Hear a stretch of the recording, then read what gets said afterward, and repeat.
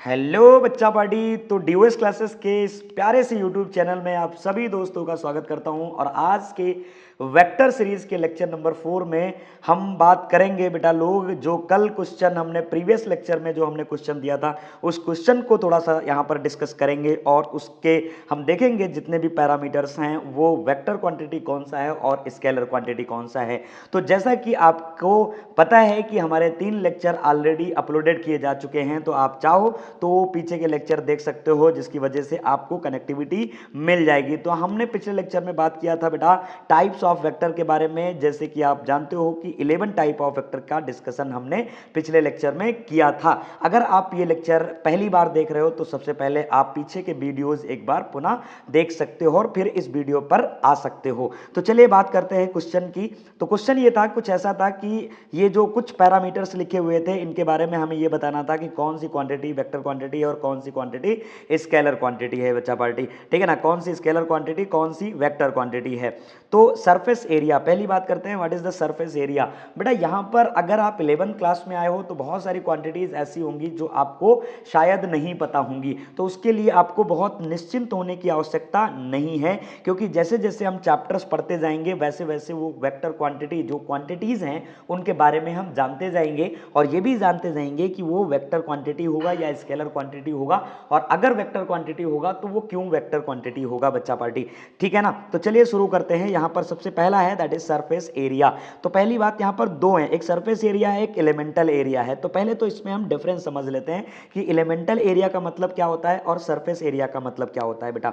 तो अगर हमने मान लो कि यहां पर हमने कोई सर्किल ले लिया, ठीक है ना, हमने मान लिया कोई यहां पर हमने एक सर्किल ले लिया या स्फीयर ले लिया, सर्किल नहीं कहेंगे, देयर हैव एन स्फीयर, एक स्फेरिकल बॉडी हमने ले लिया और इस स्फेरिकल बॉडी में अगर इसका रेडियस, इस स्फेरिकल बॉडी का रेडियस दैट इज आर है, अगर इस स्फेरिकल बॉडी का रेडियस दैट इज आर है, तो what will be the area of the surface of this sphere, that will become 4 pi r square. अगर नहीं पता आपको तो कोई बात नहीं, क्या एरिया होता है स्फीयर का, 4 पाई आर स्क्वायर। लेकिन अगर आपसे पूछा जाए कि what will be the direction, तो बेटा 10th क्लास तक अभी तक एरिया का डायरेक्शन हमने नहीं पढ़ा है कहीं पर भी, अगर आप 11th क्लास में हो तो यहां पर ये हो गया 4 पाई आर स्क्वायर, क्या हो गया, that is known as surface area.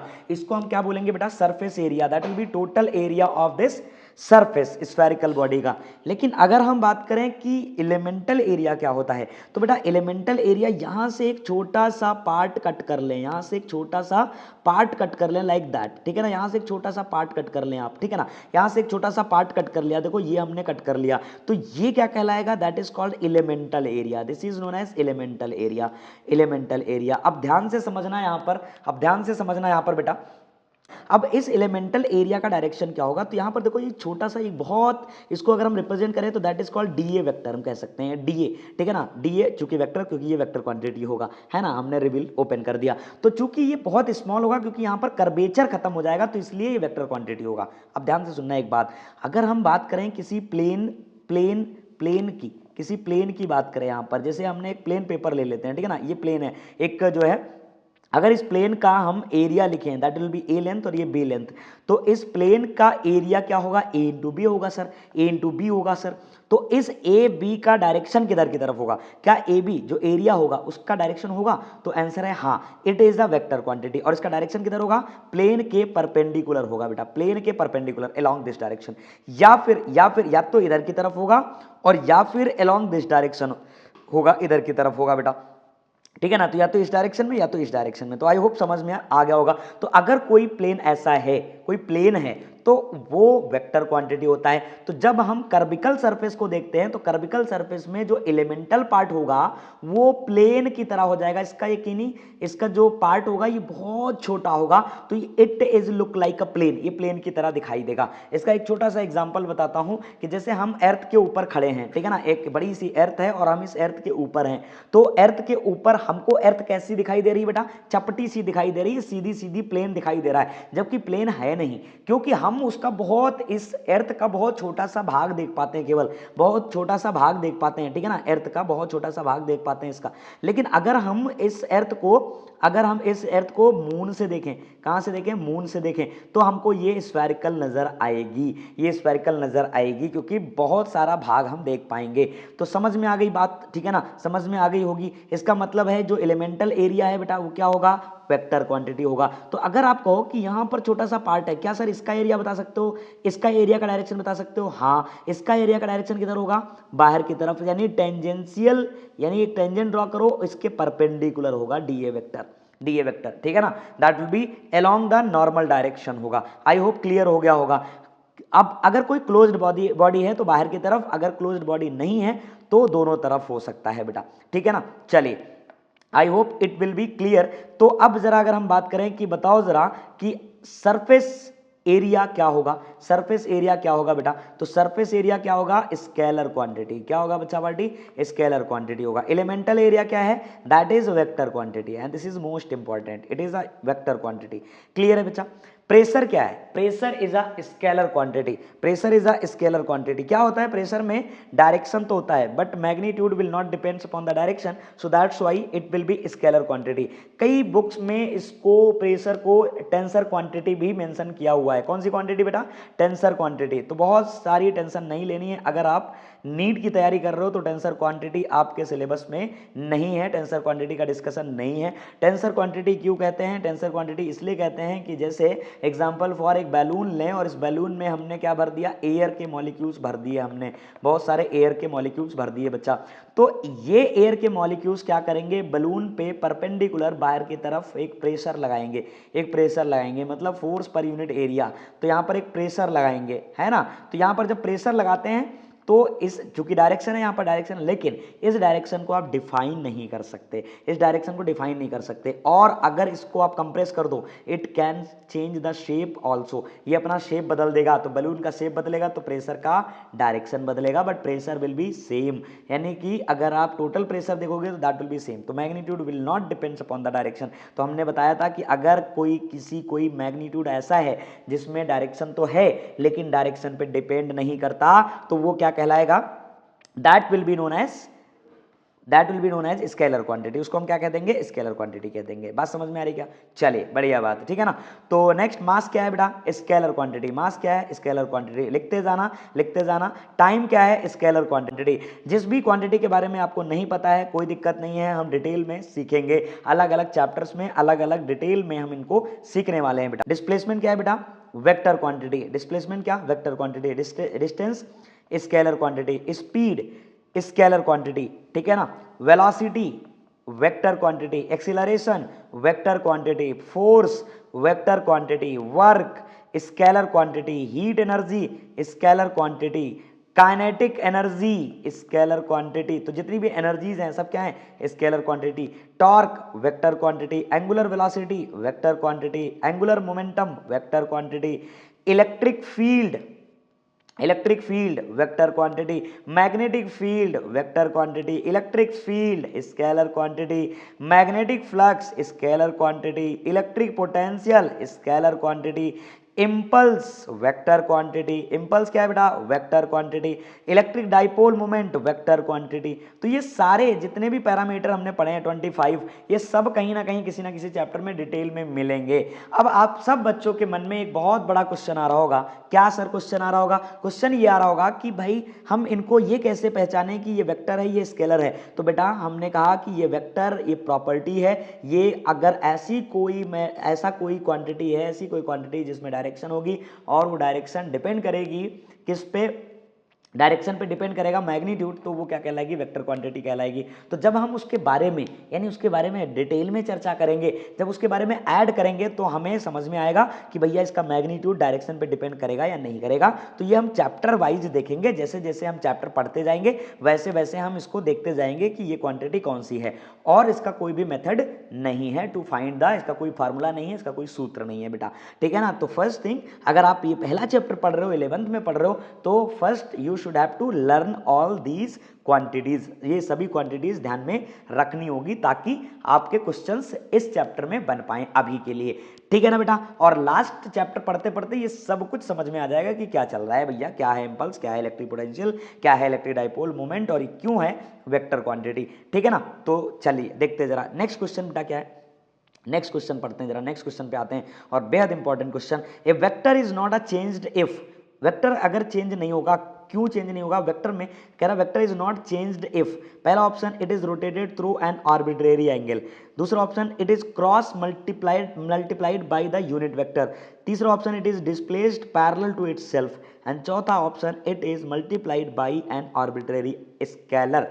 तो चलिए देखते हैं जरा, कह रहा है vector is not changed if, तो हमने क्या बोला है कि जब भी क्वेश्चन करो बेटा तो पहले क्या करो, इसको पॉज करो और पॉज करने के बाद अपने से क्वेश्चन को सॉल्व करो, जब क्वेश्चन लग जाए तो ठीक है, नहीं लगे तो थोड़ा सा वेट करो, मैं बताऊंगा, एक्सप्लेन करूंगा, ठीक है ना। तो चलिए देखते हैं बेटा, कोई भी वेक्टर क्वांटिटी दो चीजें रखता है, कौन कौन सी, एक तो बेटा मैग्नीट्यूड का मतलब लेंथ और दूसरा डायरेक्शन का मतलब एरो, ठीक है ना। तो अगर लेंथ होगी और एरो होगा तो मतलब क्या होगा, मैग्नीट्यूड एंड डायरेक्शन। अगर हम इन दोनों चीजों को ना बदलें तो वेक्टर चेंज नहीं होगा, इन दोनों चीजों को ना बदलें तो वेक्टर चेंज नहीं होगा। चलिए फर्स्ट ऑर्बिट में क्या कह रहा है, फर्स्ट ऑप्शन में क्या कह रहा है बेटा, फर्स्ट ऑप्शन में कह रहा है it is rotated through an arbitrary angle, तो इसको अगर हम रोटेट करें किसी एंगल से, मान लेते हैं इधर की तरफ हमने रोटेट कर दिया किसी एंगल से, तो एक बात बताओ बच्चा पार्टी, ये वेक्टर अपना डायरेक्शन चेंज कर देगा कि नहीं कर देगा, अरे बोलो यार हाँ या ना, कमेंट में लिखो हाँ या ना, तो ये कर देगा कि नहीं कर देगा, तो बिल्कुल कर देगा। तो अगर ये यानी कर देगा, डायरेक्शन चेंज कर देगा तो भैया वेक्टर ही चेंज हो जाएगा, इसका मतलब ये गलत है। हम चाह रहे हैं कि ऐसी कौन सी फिनोमिना है जिसमें डायरेक्शन और मैग्नीट्यूड चेंज ना हो, समझ में आ गई बात, तो पहला ऑप्शन गलत हो गया। दूसरा it is cross multiplied bye a unit vector, unit vector होता है मतलब डायरेक्शन, यूनिट वेक्टर मतलब डायरेक्शन, तो अगर किसी डायरेक्शन को, जैसे हमने कहा एक वेक्टर है दैट विल बी ये वेक्टर, और अगर किसी डायरेक्शन को मल्टीप्लाई करोगे, जैसे हमने मान लिया दैट इज ए वेक्टर, हमने अल्टरनेटिव मेथड भी इसका पढ़ा था, तो अगर एक ए वेक्टर है और इसको किसी डायरेक्शन से यानी कि बी वेक्टर हमने मान लिया, भी ये यूनिट वेक्टर के लिए है, ये यूनिट वेक्टर है, तो अगर इसको मल्टीप्लाई करेंगे तो एक तीसरा डायरेक्शन हमें मिल जाएगा, कोई तीसरा डायरेक्शन मिल जाएगा, मतलब सी वेक्टर कुछ ना कुछ मिल जाएगा हमें। तो भैया ये डायरेक्शन बदल दिया, मैग्नीट्यूड भी बदल सकता है, डायरेक्शन भी बदल सकता है, तो इसका मतलब ये भी इनकरेक्ट है बच्चा पार्टी, ये भी इनकरेक्ट है। अब आ जाते हैं, it is a displaced parallel to itself, अगर कोई वेक्टर है और इसको पैरेलली शिफ्ट कर दिया जाए, तो पैरेलली अगर शिफ्ट किया जाएगा तो इसका मैग्नीट्यूड भी चेंज नहीं होगा और डायरेक्शन भी चेंज नहीं होगा, then the vector will not be change, इसका मतलब this is a correct answer, this is correct answer, यानी C option will be correct. Next हम देख लेते हैं, चेक कर लेते हैं, हालांकि आंसर मिल चुका है हमें, लेकिन फिर भी हम चौथा ऑप्शन देख लेते हैं, it is multiplied by N arbitrary scalar, तो अगर कोई वेक्टर क्वांटिटी है दैट इज ए वेक्टर, अगर हम इसमें 4 से मल्टीप्लाई कर दें तो भैया मैग्नीट्यूड बदल जाएगा कि नहीं बदल जाएगा, तो एक नया वेक्टर मिल जाएगा हमको, तो इसलिए ये भी गलत हो जाएगा। तो आई होप कि आपको समझ में आ गया होगा क्वेश्चन और सारे क्वांटिटीज आपको समझ में आ गई होंगी बच्चा पार्टी, ठीक है ना। चलिए आगे बढ़ते हैं बच्चा, ठीक है ना। तो अब हम बात करते हैं एक बहुत important discussion, that is unit vector, ठीक है ना, यूनिट वेक्टर के बारे में, क्या होता है यूनिट वेक्टर, ठीक है ना, क्या होता है यूनिट वेक्टर। यूनिट वेक्टर का मतलब होता है बच्चा पार्टी, यूनिट वेक्टर का मतलब होता है डायरेक्शन, ठीक है ना, यूनिट वेक्टर का मतलब होता है डायरेक्शन। चलिए देख लेते हैं जरा क्या मतलब है डायरेक्शन। हम लोगों ने एक बार चर्चा की थी कि भैया वेक्टर क्वांटिटी कोई भी होगी, वेक्टर क्वांटिटी कोई भी होगी, वो वेक्टर क्वांटिटी किसके बराबर होगी बच्चा पार्टी, मैग्नीट्यूड इनटू कितना, डायरेक्शन के बराबर होगी सर, मैग्नीट्यूड इनटू डायरेक्शन के बराबर होगी। तो बता दो फटाफट डायरेक्शन क्या होगा यहां से, सर डायरेक्शन जो आएगा वो वेक्टर क्वांटिटी अपॉन कितना आएगा, वेक्टर क्वांटिटी अपॉन कितना आएगा, मैग्नीट्यूड आएगा, आएगा कि नहीं आएगा, वेक्टर क्वांटिटी अपॉन कितना, मैग्नीट्यूड आएगा। अगर हम वेक्टर क्वांटिटी ए वेक्टर मान लें तो अपॉन मैग्नीट्यूड इसके मैग्नीट्यूड से क्या कर दो, डिवाइड कर दो, मतलब मैग्नीट्यूड को हम किससे डिनोट करते हैं, मॉड ऑफ ए वेक्टर से डिनोट करते हैं, तो यही क्या मिल जाएगा, डायरेक्शन मिल जाएगा, और इसी डायरेक्शन को क्या बोल दिया गया बच्चा पार्टी, यूनिट वेक्टर बोल दिया गया। अब इंपॉर्टेंट बात ये है कि इसको यूनिट वेक्टर क्यों बोला गया, क्योंकि अगर हम मैग्नीट्यूड इनटू डायरेक्शन में अगर हम मैग्नीट्यूड से डिवाइड करेंगे तो मैग्नीट्यूड मैग्नीट्यूड कैंसिल आउट हो गया, क्या बचा बेटा 1 बचा, मतलब 1 इनटू डायरेक्शन लिख सकते हैं। तो बच्चा इसका मैग्नीट्यूड कितना हो गया 1 हो गया, तो मैग्नीट्यूड इसका कितना हो गया 1 हो गया, यानी यूनिट वेक्टर का मैग्नीट्यूड कितना होगा 1 होगा। डायरेक्शन किसका होगा, जिस वेक्टर का यूनिट वेक्टर आप फाइंड आउट करोगे वही वेक्टर का डायरेक्शन हो जाएगा, ठीक है ना। I hope it will be clear, ठीक है। तो चलिए पढ़ लेते हैं इसको जो हमने बताया है अभी इसी चीज को हम पढ़ लेते हैं दोबारा से। क्या है, a unit vector is a vector which have a magnitude of exactly 1। Magnitude कितना होगा बेटा एग्जैक्टली 1 होगा, ठीक है ना। Second point that is unit vectors are used to specify a given direction in a space, ठीक है ना। यूनिट वेक्टर जो होगा वो गिवन स्पेसिफाइड डायरेक्शन में होगा, आप जिस भी वेक्टर का डायरेक्शन फाइंड आउट कर रहे होगे उसी वेक्टर का डायरेक्शन निकलेगा, ठीक है ना। तीसरा point, A unit vector in the direction of A vector, अगर ए वेक्टर है, ठीक है ना, तो वो यूनिट वेक्टर जो रिप्रेजेंट किया जाता है बेटा ए कैप से रिप्रेजेंट करता है, मतलब ए के ऊपर टोपी लगा दो, ठीक है ना। तो ए कैप इक्वल्स टू क्या होगा, that is the direction, it is a unit vector, क्या होगा बेटा ए वेक्टर अपॉन कितना mod of A vector, mod of A vector, ठीक है ना। इसके मैग्नीट्यूड से डिवाइड कर दो। तो अगर हमने मान लिया बी वेक्टर हमारे पास होता तो what will be the unit vector of B vector, तो that will be B cap equals to कितना B vector upon mod of B vector. समझ में आ रही बात, that is the unit vector. Clear हुई बच्चा पार्टी, ठीक है।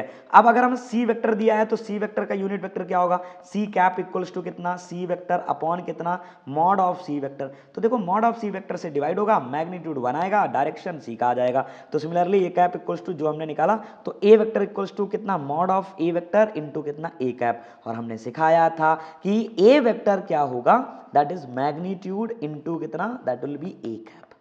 बात समझ में आ रही क्या, आई होप कि इट विल बी क्लियर, ये आपको समझ में आ गया होगा। तो दोस्तों यहां तक आपको करके लाना है बच्चा पार्टी, और मिलते हैं नए लेक्चर के साथ में। तो आप इस वीडियो को खूब ढेर सारा प्यार दो, खूब ढेर सारा शेयर करो, ताकि हम आगे के वीडियोस आपके लिए बना सकें। तो बहुत बहुत धन्यवाद, मिलते हैं बेटा अगले लेक्चर में।